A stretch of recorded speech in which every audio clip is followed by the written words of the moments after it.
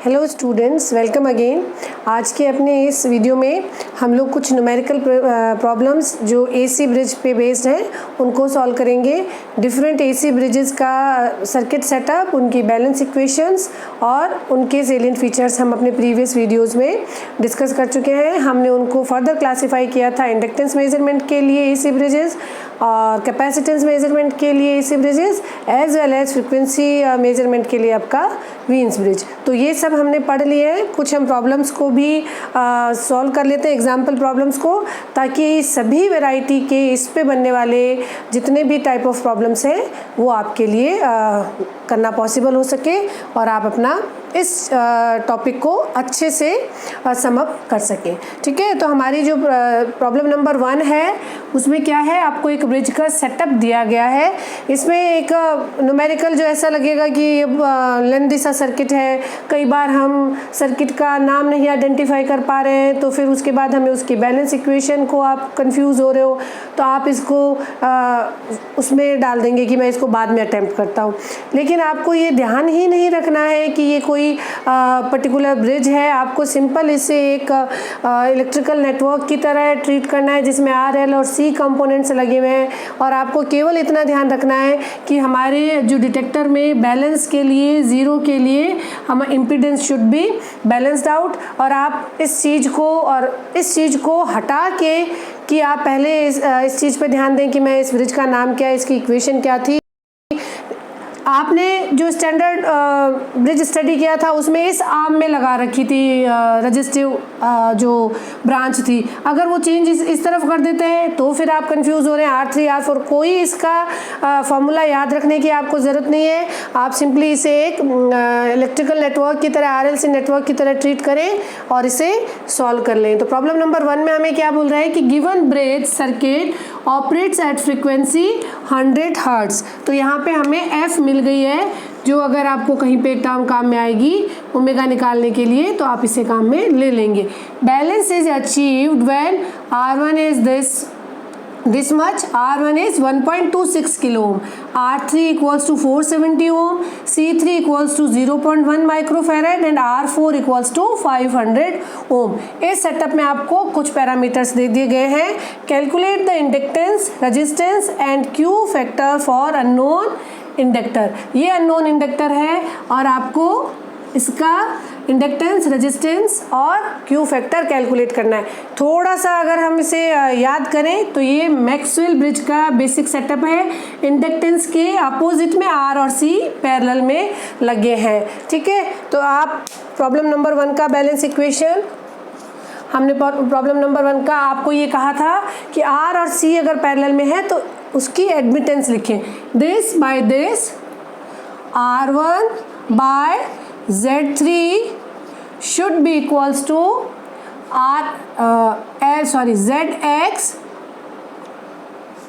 ZX by R4। ऐसे हो गया ना। ये branch divide by this branch, impedance should be equals to impedance of this branch divide by this branch. यही balance equation की आपकी कंडीशन है। तो आप ZX को क्या लिख रहे हैं, ZX equals to R1 R4 into 1 by Z3। 1 by Z3 आपका एक R और C पैरेलल में है, इसको मैं लिखूंगी R1 R4 इंटू Y3। ये हम अपने जब हमने डिफरेंट ब्रिज के बैलेंस इक्वेशंस निकाली थी तो ये हम डिटेल में स्टडी कर चुके हैं। आप प्रीवियस वीडियोस में इसका कॉन्सेप्ट और डिटेल में देख सकते हैं। ZX आपका क्या है, ZX है आपका RX plus J omega LX equals to R1 R4। हमने कहा कि किसी भी parallel combination of R C का एडमिटेंस डायरेक्टली जुड़ जाता है। तो यहाँ पे Y3 इक्वल्स टू क्या हो जाएगा, 1 upon R3 plus J omega C3।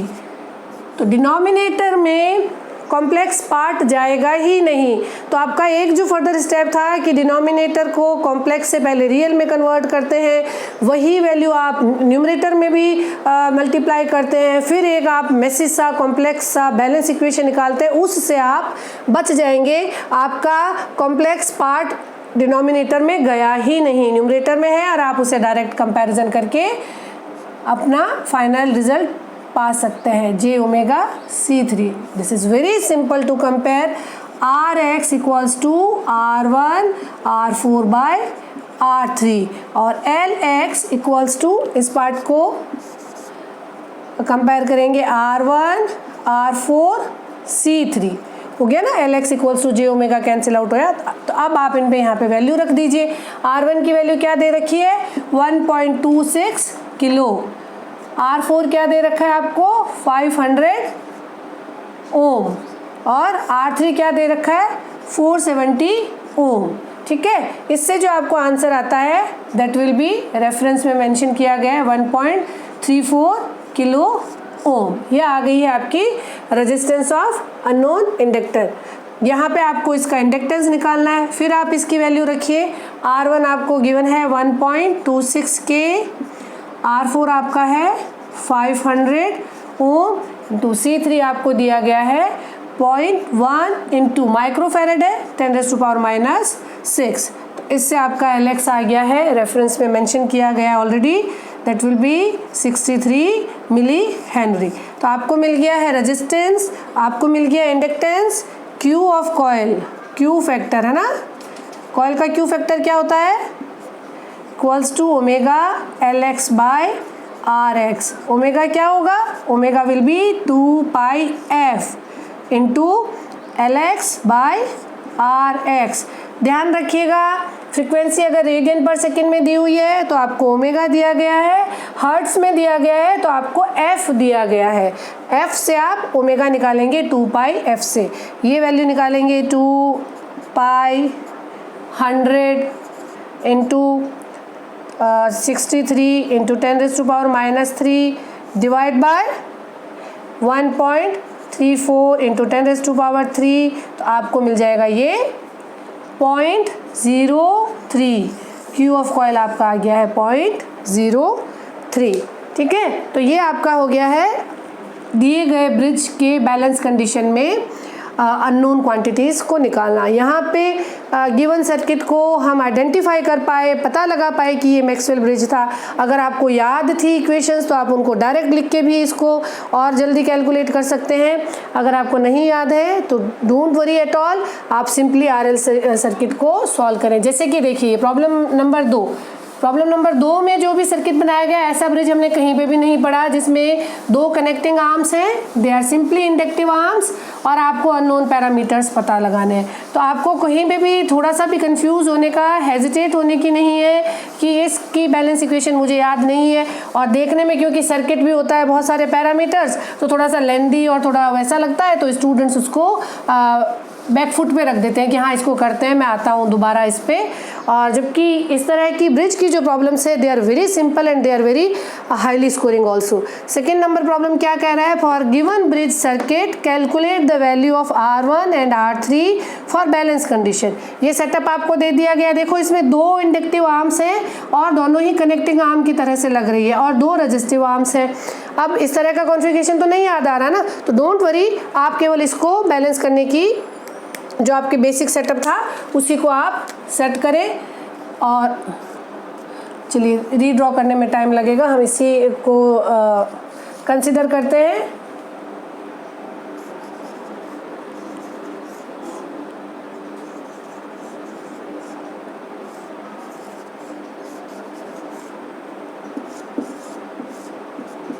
ये था आपका, ये आपको पता लगाना है, ये 100 मिली हेनरी है और ये आपका 500 मिली हेनरी है, ये आपका 270 ओम है, ये आपका 5 किलो है और ये भी आपको पता लगाना है। ठीक है, तो और ये आपका L1 R1 है, ये R3 आपको कैलकुलेट करना है, ये आपका LS और RS है। कुछ भी इनको वेरिएबल नेम दे दें, डोंट वरी एट ऑल। ये जो डिटेक्टर लगा है, ये डिटेक्टर इन 2 आर्म्स के बीच में से लगा है, तो this by this should be this by this. Impedance of this branch divide by this branch should be equals to impedance of this branch divide by this branch. तो आप लिखेंगे Z1 upon R3 should be ZS upon R4। Z1 upon R3 equals to ZS by R4। आप लिखेंगे R1 plus J omega L1 should be equals to R3 by R4। ये तो दो resistive branches हैं और ZS क्या है, RS plus J omega LS। बहुत ही सिंपल सी बैलेंस इक्वेशन बन गई इसकी। R1 plus J omega L1 equals to R3 RS by R4 plus J omega R3 LS by R4।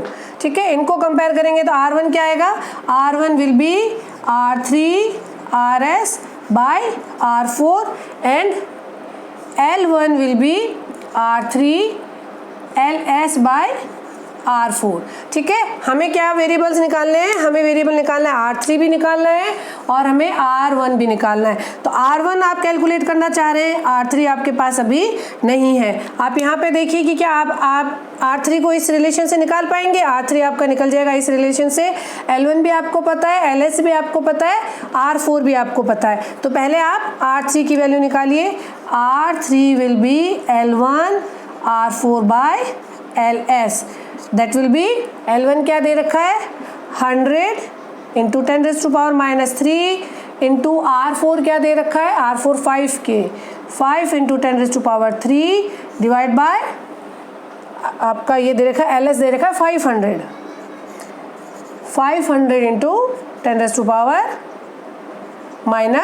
तो इसको अगर आप देखिए, जब भी आप इस एक्सप्रेशन को लिखें, यूनिट को या उसके साथ आने वाले मल्टीप्लिकेशन फैक्टर को साथ में लिखिए, क्योंकि ऑप्शंस जब दिए हुए होंगे, अगर आप ऑब्जेक्टिव प्रॉब्लम कर रहे हैं तो ऑप्शंस में आपको मिली माइक्रो सब दिए हुए होंगे, ताकि आप जो ह्यूमन एरर है उसकी पॉसिबिलिटी भी वो कैलकुलेट करें और गलत आंसर जल्दी में आप टिक करें। सो राइट इट केयरफुली, या तो आप मिली में लिखिए या किलो में लिखिए। इसको जब हम सॉल्व करते हैं तो हमारा R3 आ जाएगा, ये आपका चला गया 1 किलो ओम। R3 क्या आ गया, 1 किलो ओम। ये हमने निकाल लिया एक अननोन रेजिस्टेंस। दूसरा, इस इंडक्टर का जो रेजिस्टेंस है वो भी नहीं दिया गया है। अब आपके पास R3 है, RS और R4 ऑलरेडी था, R1 निकालेंगे। R1 will be R3 1K into RS क्या है, RS है 270 ओम डिवाइड बाय ये क्या है 5K। तो इससे आपका ये आ जाएगा 54 5 से ना 54 ओम यूनिट हो जाएगी ओम। तो R1 आपका आ गया 54 ओम।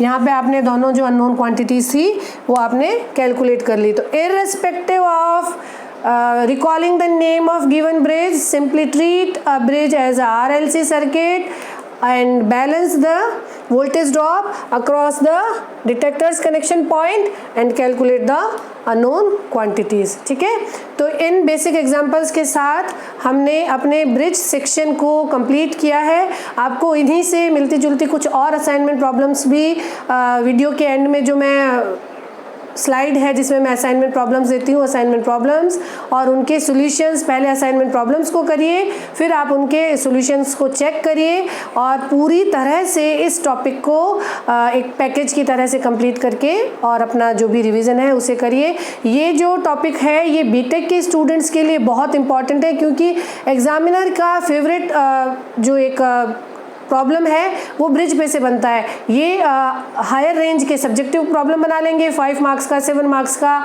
और इसका अगर डिस्क्रिप्शन पूछे जाए तो सर्किट दे के अननोन क्वांटिटीज़ पूछ के ये लार्ज नंबर का या एक आपका मेजर जो सब्जेक्टिव क्वेश्चन है उसको ये अपने साथ इंक्लूड करता है ये टॉपिक। तो बीटेक के स्टूडेंट्स भी इसको ध्यान से पढ़ें, एज वेल एज जो हम कॉम्पिटिटिव एग्जाम के लिए पढ़ रहे हैं उनके लिए तो ब्रिज जो है वो ऑब्जेक्टिव में भी भर भर के आता है और सब्जेक्टिव में भी वैरायटी में इस पे प्रॉब्लम्स बनती है।